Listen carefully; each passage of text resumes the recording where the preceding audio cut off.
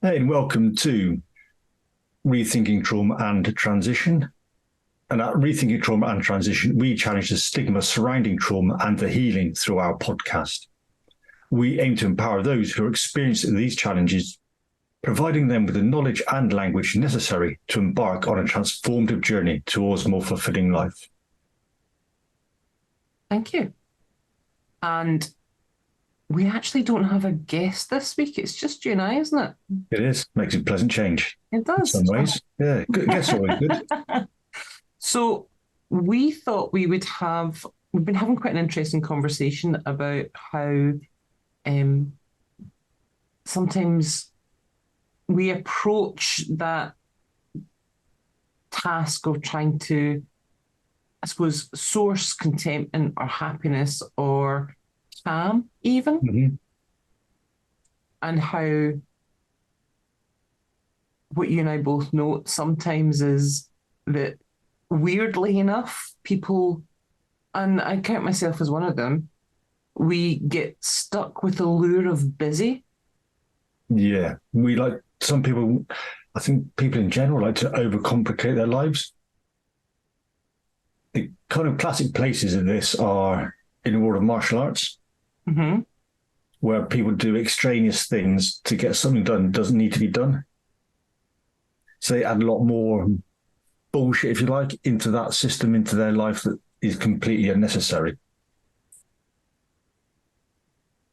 Well, time and time again, I would agree with you, Rich, that I work with people who will tell me about the strategies and the tools that they have come across or that they use to help manage maybe anxiety, stress, pressure, to help them find that sense of calm and contentment and settlement. And I'm often blown away by how complicated those processes are. Yeah. So a classic could be somebody I worked with who meditated regularly. And when they talked me through their meditation technique, it took them 10 minutes to tell me because there were so many steps within it, so many different things that they did in terms of that process.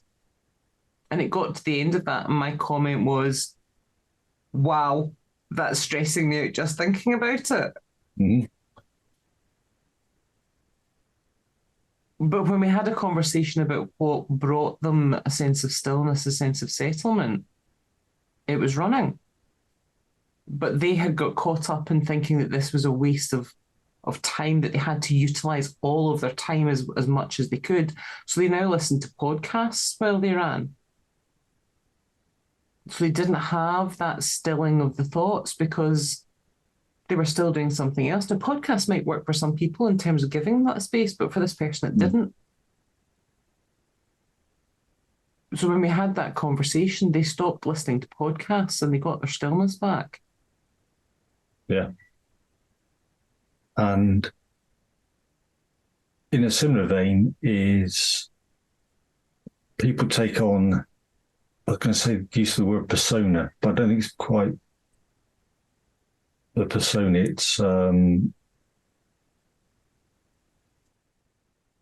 ideas and ideologies of how other people operate and how other people move around in the world. So one gentleman I was working with, he was utilising the books of, say, David Goggins, utilising the principles of Jocko Willink, and various other high-profile people like that. So get up at 4:30 in the morning, go out doing physical exercise, activities, etc., etc. And he's still doing a full day's work. He's wondering why he's getting burnt out. I said to him, it's because you're not those people. You're doing all that stuff, plus you're doing a full day's work.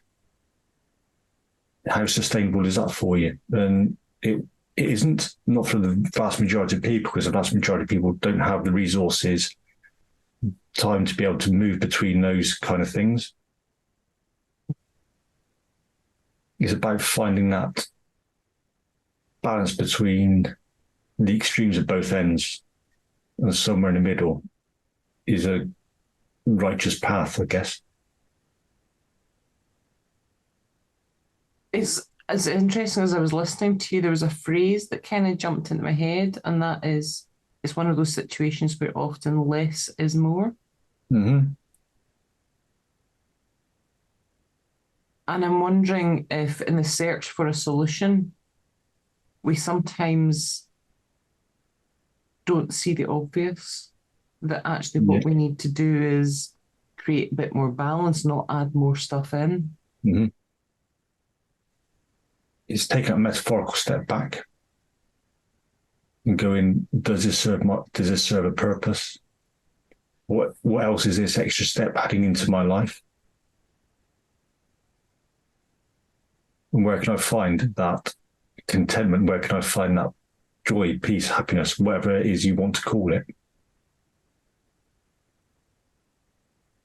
Well, those are all sometimes are, I think we make those bigger words than they need to be sometimes, because those are sometimes delivered to us in small bursts, but often.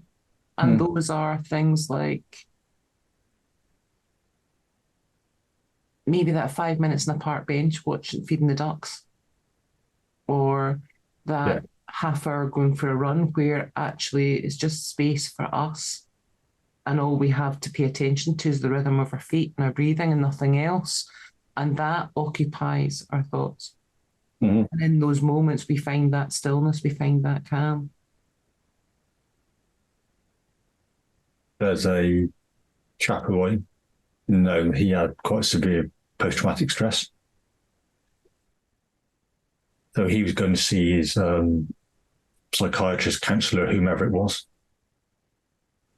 And not through doing the work with the psychiatrist, but the counsellor, he was finding his own inner peace.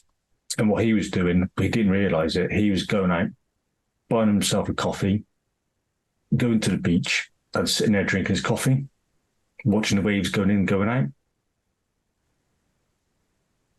And the psychiatrist said to him, you do realise you're doing a form of meditation for yourself? Mm-hmm. Yeah. What? Yeah, you're just practicing a form of meditation.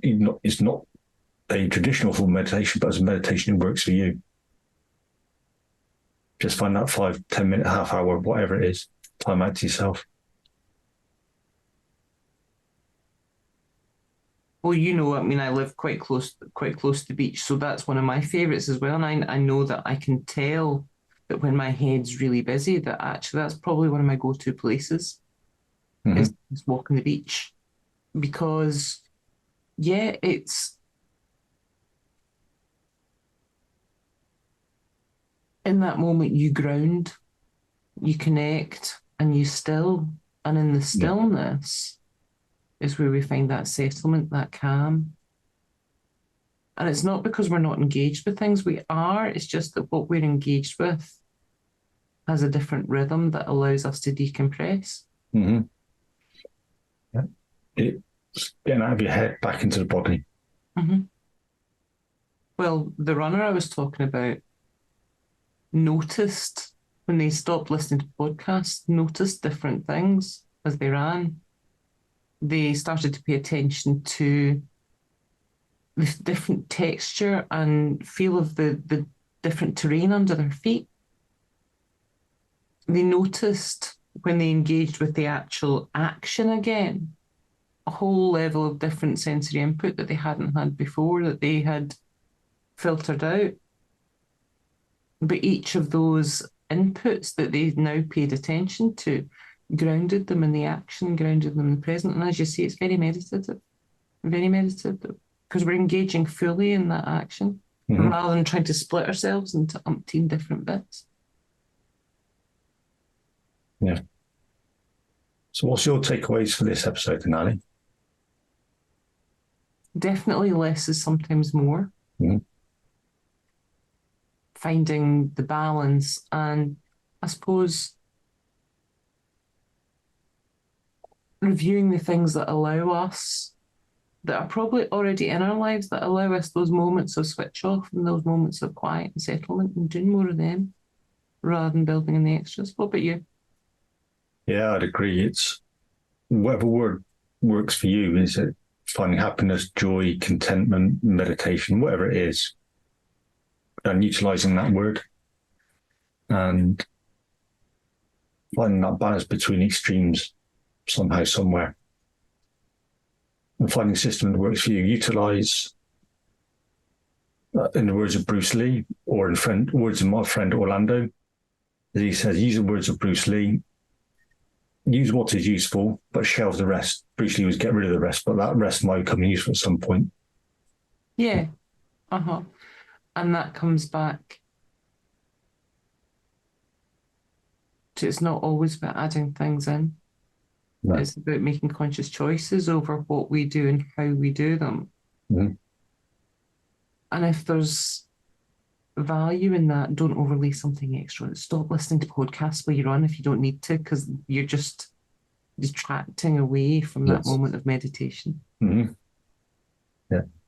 Mm-hmm. So, thank you very much for listening. Thank you. And you can find our podcast on YouTube and Spotify and a whole host of other places. And please do like, subscribe, and share.